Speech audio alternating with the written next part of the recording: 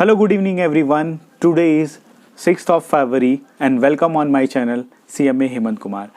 Those who are watching my channel, I want to tell you I'm a cost accountant and I'm working as a cost accountant in manufacturing industry. So here I'm sharing my practical experience with all you CMA colleagues and sharing my knowledge which I have gained in last my 6 years of manufacturing experience as a cost accountant.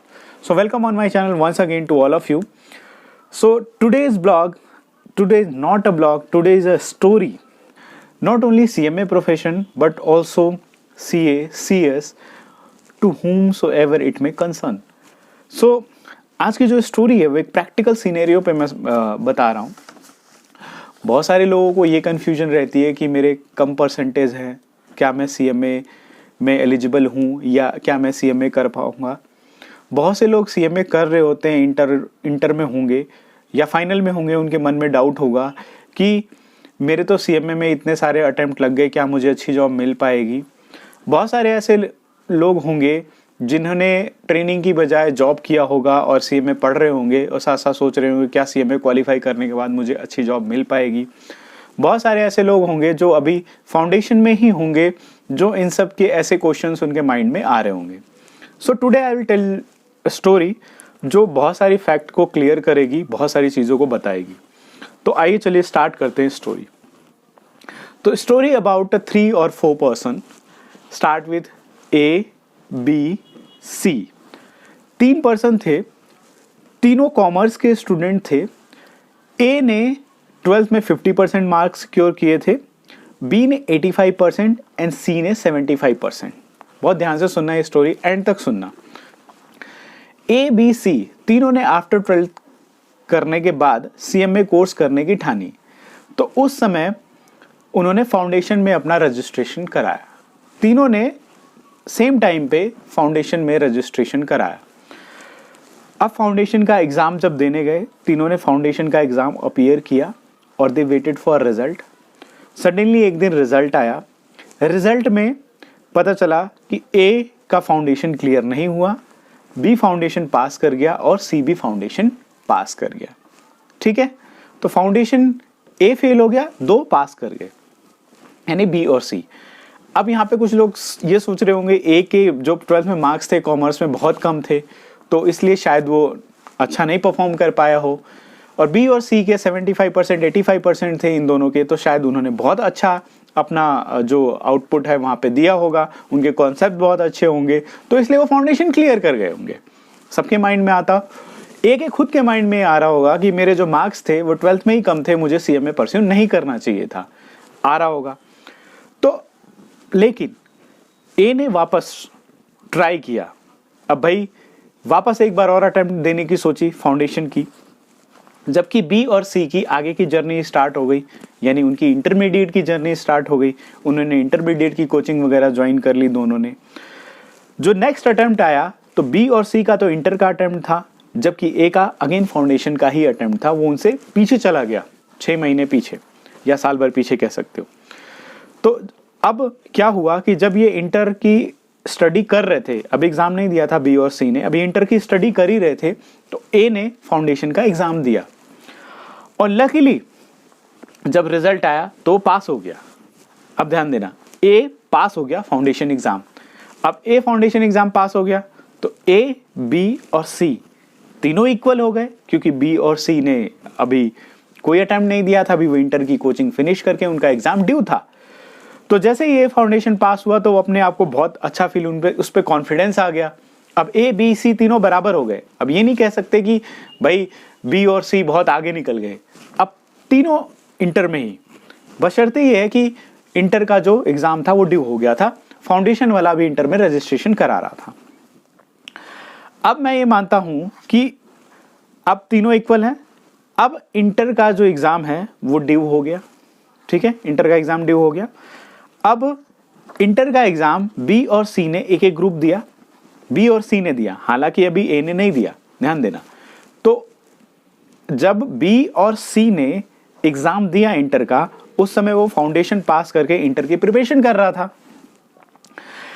A ने ये decide किया कि मैं दोनों group एक साथ दूंगा, भले थोड़ा टाइम लूंगा अपनी कोचिंग वगैरह में, प्रिपरेशन में, बट मैं दोनों ग्रुप दूंगा। उसका कॉन्फिडेंस इतना बढ़ गया, मतलब वो इतना मोटिवेटेड हो गया एक बार क्वालिफाई करने के बाद फाउंडेशन, हो सकता है।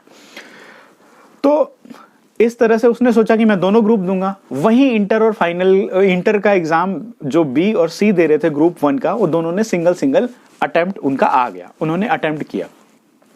ठीक है, अब अटेम्प्ट किया तो एग्जाम दे दिया बी और सी ने, रिजल्ट आ गया। हालांकि अभी तक फाउंडेशन क्वालिफाई करने के बाद ए ने कोई एग्जाम नहीं दिया था। थोड़ा कंफ्यूजिंग हो सकता है, बट ध्यान से सुनना, कंफ्यूजिंग नहीं होगा इतना। तो बी और सी ने जब एग्जाम दे दिया, उसके बाद रिजल्ट आया, तो पता चला कि भाई बी का फर्स्ट ग्रुप निकल गया, इंटर का पहला ग्रुप निकल गया। B was very happy and is very confident, foundation एक बार में, इंटर का फर्स्ट ग्रुप एक बार में। जबकि सी क्या हो गया, फेल हो गया इंटर के पहले ग्रुप में। Okay, now you tell me, जहां सी के 75% मार्क्स थे 12th में, क्या यहां पे वो मार्क्स मैटर करते हैं जब वो इंटर का फर्स्ट ग्रुप फेल हुआ? ये जवाब, you guys tell me, those who are watching my video blogs continuously, kindly tell me, क्या वो रिलेट करते हैं 75% मार्क्स 12th में यहां पे वो क्यों फेल हो गया, हालांकि वो फाउंडेशन पास हो गया? ठीक है, अब आगे बढ़ते हैं। तो कहानी यहां पे आ जाती है अब कि ए ने दोनों ग्रुप देने की ठानी थी, बी का फर्स्ट ग्रुप निकल गया था, सी फर्स्ट ग्रुप में फेल हो गया था, तो दोबारा अटेम्प्ट देगा। अब आ जाते हैं तीनों का अटेम्प्ट एक साथ, ए 2 ग्रुप दे रहा है, बी अपना सेकंड ग्रुप दे रहा है, सी अपना फर्स्ट से पहला ही ग्रुप दे रहा है। तो अब ए ने क्या किया, दोनों ग्रुप एक साथ दिए, बी ने सेकंड ग्रुप दिया और सी ने फर्स्ट ग्रुप दिया, है ना। अब रिजल्ट आता है, तो उसने क्या किया, ए का जो रिजल्ट आया, उसने इतनी अच्छी से प्रिपरेशन करी, अच्छे से मेहनत करी, उसने दोनों ग्रुप एक बार में ही निकाल लिए।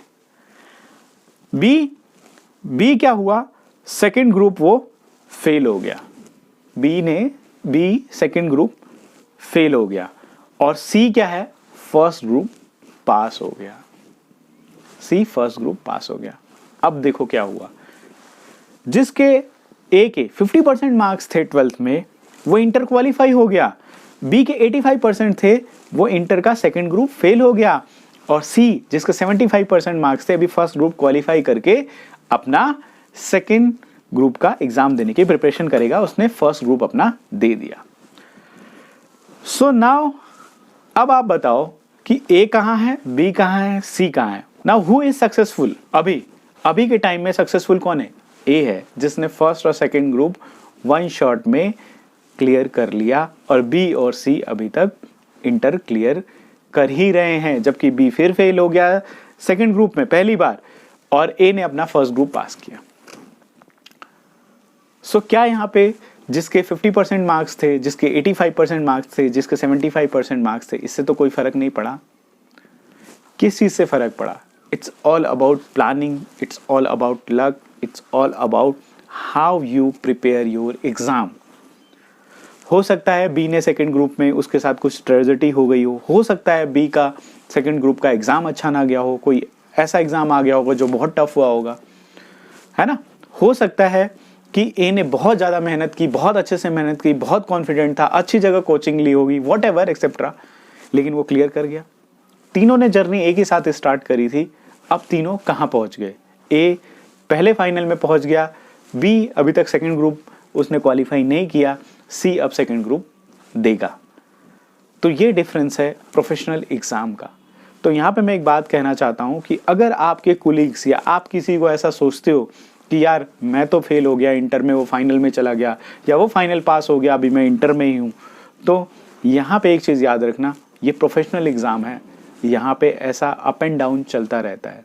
जिसने पेशेंस के साथ अपनी मेहनत करी और जिसने पेशेंस के साथ अपनी स्टडी को कंटिन्यूटी रखी और प्लानिंग के साथ अपने सब्जेक्ट को पढ़ता चला गया, वन डे ही और she definitely will be success. ये चीज़ याद रखना। सो नाउ कम टू, आगे बढ़ते हैं कि आगे क्या हुआ। आगे ये हुआ कि अब ए प्रिपेयर करने लगा, ए ने अपनी प्रैक्टिकल ट्रेनिंग वगैरह स्टार्ट कर दी क्योंकि फाइनल का एग्ज़ाम देना था उसे। तो फाइनल का एग्ज़ाम देने के लिए उसने प्रैक्टिकल ट्रेनिंग सर्च करना शुरू कर दिया। बी अभी दूसरे ग्रुप के एग्ज़ाम के लिए वंस अगेन वो रीअटेम्प्ट देगा, फिर से उसने पेपर देना था। और सी ग्रुप 2 के एग्ज़ाम के लिए प्रिपेयर करने लगा। ठीक है, वंस अगेन सबने एग्ज़ाम दिया, ए ने नहीं दिया क्योंकि ए को ट्रेनिंग जॉब्स की पड़ी थी, वो अपना उसमें सर्च करना था। तो उसने क्या किया, उसको ए को प्रैक्टिकल फॉर्म में कहीं ट्रेनिंग मिल गई, कहीं प्रैक्टिकल फॉर्म में उसने कैसे भी करके एक ट्रेनिंग ज्वाइन कर ली।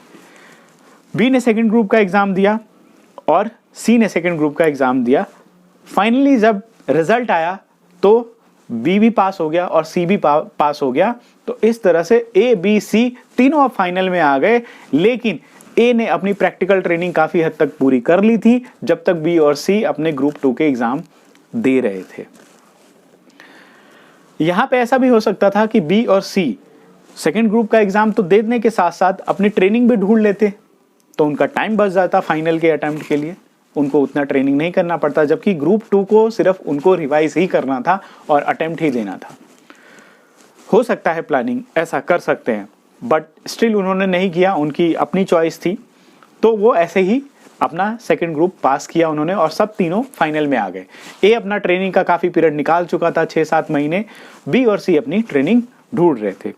तो जब ट्रेनिंग ढूंढते ढूंढते क्या मिला, बी ने कहीं पीएसयू सेक्टर में ट्रेनिंग ढूंढ ली, सी ने कहीं जॉब परस्यू कर ली, job in the kind of की मतलब जॉब भी इसको काउंट, सी ने कहीं जॉब अपनी परस्यू कर ली, यानी जॉब भी काउंट होता है एक्सपीरियंस में, एग्जाम देने के लिए ऑल्सो वो एलिजिबल है। और ए ने प्रैक्टिकल फॉर्म में ट्रेनिंग कर ली। तो तीनों ने अलग अलग जगह, एक ने पीएसयू सेक्टर में करी बी ने, और सी ने किसी कंपनी प्राइवेट कंपनी में वो कर ली, और ए ने अपनी प्रैक्टिकल ट्रेनिंग फॉर्म में कर ली।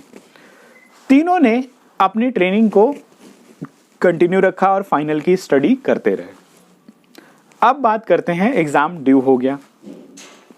ए ने एग्जाम थोड़ा, ए वॉज वेरी कॉन्फिडेंट, उसने क्या किया, एग्जाम दिया पहले ग्रुप का, जबकि बी और सी ने नहीं दिया था फाइनल का एक भी ग्रुप, क्योंकि वो अपनी ट्रेनिंग को कंप्लीट कर रहे थे, अभी एलिजिबल नहीं थे। तो ए ने एग्जाम दिया फाइनल का ग्रुप 1 का और उसका रिजल्ट आया, वो फेल हो गया। ए अब फिर फेल हो गया फाइनल का पहला ग्रुप दे के। बी और सी ने नहीं दिया था, अब तीनों इक्वली हो गए, तीनों के अटेम्प्ट अब एक साथ देने के लिए वो रेडी हो गए। तो ए वाज वेरी मतलब नर्वस कि वो फाइनल का पहला अटेम्प्ट दिया, उसने फेल हो गया। बी ने अब वापस से ए ने पढ़ना शुरू किया, अब तीनों ने साथ साथ एग्जाम दिए। तो क्या हुआ कि ए बी सी तीनों ने फाइनल का एग्जाम दिया और रिजल्ट आया तो ए वापस से फेल हो गया, बी पास हो गया, सी जो है फाइनल का पहला ग्रुप पास हो गया। अब बताओ, ए ने बहुत पहले इंटर क्लियर किया था, बहुत पहले प्रैक्टिकल ट्रेनिंग करी थी, ए वापस वहीं चला गया, पीछे हो गया। बी और सी आगे हो गए एक एक ग्रुप क्लियर करके। अब सेकंड ग्रुप देने का उनकी बारी है, इसका भी पहला ही ग्रुप था। तो इसने माइंड में सोचा ए ने कि मैं क्या करता हूं, मैं फिर से दोनों ग्रुप देता हूं और दोनों ग्रुप की प्रिपरेशन फिर से करता हूं। ठीक है, तो दोनों ग्रुप की प्रिपरेशन इसने फिर से करी। हालांकि अब बी को सिर्फ सेकंड ग्रुप देना था, सी को सेकंड ग्रुप देना था। ए ने फिर एग्जाम ड्यू हुआ, ए ने 2 ग्रुप दिए, बी ने सेकंड ग्रुप दिया, सी ने सेकंड ग्रुप दिया। तो रिजल्ट आया तो पता चला कि फिर से तीनों फेल हो गए, यानी बी भी फाइनल क्वालिफाई नहीं कर पाया और सी भी नहीं कर पाया और ए का फिर से दोनों ग्रुप नहीं हुआ। They are again equal on a same page, but A पे कहीं बर्डन ज्यादा था 6 सब्जेक्ट का, बी और सी पे ए पे कहीं 8 सब्जेक्ट का बर्डन था और बी या सी पे 4-4 सब्जेक्ट का बर्डन था। That might be low rather than A. ठीक है, फिर बढ़ते अगला अटेम्प्ट आया। अगले अटेम्प्ट में ए ने फिर से दोनों ग्रुप दिए, बी ने दूसरा ग्रुप दिया और सी ने तीसरा ग्रुप दिया। अब देखो किस्मत का खेल कि ए क्वालिफाई कर गया, दोनों ग्रुप 1 शॉट फिर से जब उसने दिया तो बी भी क्वालिफाई हो गया फाइनल, सी फिर लटक गया। सी का सेकंड ग्रुप क्वालिफाई नहीं हुआ। एनी हाउ रीजन वही हो सकते हैं जो फाइनल में, जो इंटर में थे, या there might be other reason, है ना, प्रिपरेशन अच्छी से नहीं हुई होगी, कुछ हो गया होगा, एक्सेट्रा एक्सेट्रा। ठीक है, अब बात करते हैं जब ए का रिजल्ट दोनों ग्रुप क्वालिफाई हो गया, बी का भी क्वालिफाई हो गया, और सी की बात करते हैं, सी अभी अटेम्प्ट देगा। तो क्या हुआ कि ए को कैंपस प्लेसमेंट की लिस्ट में शॉर्ट लिस्ट कर लिया गया, बी को कैंपस प्लेसमेंट की लिस्ट में शॉर्ट लिस्ट कर लिया गया, सी अभी एग्जाम ही दे रहा था। तो जब उसका एग्जाम ड्यू था तो ये कैंपस अपना अपीयर कर रहे थे, बहुत खुश थे भाई, फाइनल हो गए, सीएमए बन गए, बहुत सारी चीज़ें थी। तो समहाउ क्या हुआ कि ए को कैंपस प्लेसमेंट में शॉर्टलिस्ट किया गया, बट समहाउ उसने ग्रुप डिस्कशन क्लियर किया, एचआर राउंड क्लियर किया, बट टेक्निकल राउंड समहाउ वो क्लियर नहीं कर पाया। ध्यान से देना, ध्यान से सुनना, ध्यान देना कि ए टेक्निकल राउंड क्लियर नहीं कर पाया। अब बी की बात करें, B was very finest person, very finest student, accuracy थी, इंटेलिजेंट था, मेहनत करता था, तभी इसने एग्ज़ाम को बहुत अच्छे से क्लियर किए। वन शॉट में बहुत कम अटेम्प्ट देने पड़े उसे उस पूरे सीएमए की जर्नी में। उसको उसका जो बैकग्राउंड था वो कंपनी को बहुत अच्छा लगा। समहाउ उन्होंने थोड़ा बहुत किसी चीज़ में कॉम्प्रोमाइज़ किया और उसने बी को शॉर्टलिस्ट कर लिया। सी तो अभी एग्ज़ाम ही दे रहा था। तो अब ये बताओ, बी को पैकेज मिल गया स्टार्टिंग 8 लाख का, 8-9 लाख का मैं कहता हूँ पैकेज मिल गया, उसे पैकेज दे दिया गया। ए नहीं हो पाया, अब उसके पास क्या बचा? कुछ नहीं, अभी तो वो जॉबलेस है, बट सीएमए क्वालिफाई है, जॉबलेस है, सीएमए क्वालिफाई है, उसके पास स्किल अच्छी है क्योंकि उसने प्रैक्टिसिंग फॉर्म में काम किया था। उधर सी ने भी अपना एग्जाम दिया और वो फिर फाइनल पास कर गया और समहाउ वो भी एक कॉस्ट अकाउंटेंट बन गया, सीएमए बन गया। ए और सी की बात करते हैं तो ए ने फिर जॉब सर्चिंग स्टार्ट करी, उसने अपने स्किल को पहचाना और अपने स्किल को देखा, उसने किसी मैन्युफैक्चरिंग फर्म में जॉब शुरू कर दी। और सी को पहले से ही थोड़ा बहुत जॉब का एक्सपीरियंस था तो उसने कहीं अकाउंटिंग की जॉब कर ली। तो मैं बात करता हूं कि हु इज सक्सेसफुल? बी, उसको 8-9 लाख का स्टार्टिंग में पैकेज मिल गया। ए 3 या 4 के बीच में काम कर रहा था और सी बात करूं तो 2 या 3 के उसको भी कह दो 3 या 4 के बीच में काम कर रहा था। नाउ यू कैन इमेजिन कि क्या हुआ ए बी सी के साथ। नाउ यू कैन इमेजिन कि अगर आपके भी मन में ये डाउट होता है कि यार वो पहले निकल गया, मैं रह गया, या उसको कैंपस प्लेसमेंट मिल गई, मुझे नहीं मिली, तो नाउ अब बताता हूं ए का सडनली इतनी अच्छी मैन्युफैक्चरिंग फर्म में लगा, उसका रिज्यूमे देख के उसने जब अपना जॉब, पहला जॉब फिर से स्विच किया कि ही गॉट 10 लाख का पैकेज उसे ईयरली मिला। बी और ए मतलब वही है, बी और ए की बात करूं तो अभी उसने कोई चेंज नहीं किया था तो वो उतने पे ही काम कर रहा था। सी की बात करूं तो सी 5-6 के आसपास अभी भी जॉब कर रहा है। So now you can imagine कि किस्मत की भी बात होती है और मेहनत की भी बात होती है। अगर आपके स्किल्स और आपकी डिग्री आपके साथ है तो आपकी किस्मत आपको कहां ले जाएगी आपको ये भी नहीं पता। तो मैं यही कहता हूं कि कभी भी नेवर होपलेस। अगर कोई तुमसे आगे निकलता है और तुम पीछे रह जाते हो तो ये मत सोचना कि वो बहुत आगे ही निकल गया। तुम्हारे पास हमेशा चांस रहता है, हमेशा तुम्हें कोशिश करनी चाहिए टू डू बेटर। ये सोच के नहीं कि यार उसका फाइनल हो गया, मैं इंटर में ही हूँ, क्या होगा क्या नहीं होगा, छोड़ दूँ, मेरा तो नहीं हो पाएगा, मुझसे नहीं हो पाएगा, ये कभी मैटर नहीं करता। Always try. प्रोफेशनल एग्जाम की सबसे बड़ी बात होती है कि वो कभी फेल नहीं होते, कभी भी रिजल्ट पे फेल लिखा ही नहीं होता, अटेम्प्ट नॉट क्लियर लिखा होता है, यानी you have to try once again, है ना। तो ये थी मेरी स्टोरी। सो अगर ये स्टोरी बहुत अच्छी लगी हो या अच्छी लगी हो तो एक बार ज़रूर मुझे कमेंट में बताना, और ये स्टोरी अगर किसी को रिलेट करती हो तो उसे ज़रूर बताना, है ना। ये सिचुएशन और ये प्रैक्टिकल सिचुएशन हमारे साथ हुई है तो इसलिए हमें ऐसा लगता है कि बहुत से लोग ऐसा फील करते होंगे, तो ऐसा फील करने की ज़रूरत नहीं है, सिर्फ अपना काम करने की ज़रूरत है, एक दिन ज़रूर सक्सेस मिल जाएगी। Thank you so much for watching my blog and listening my story.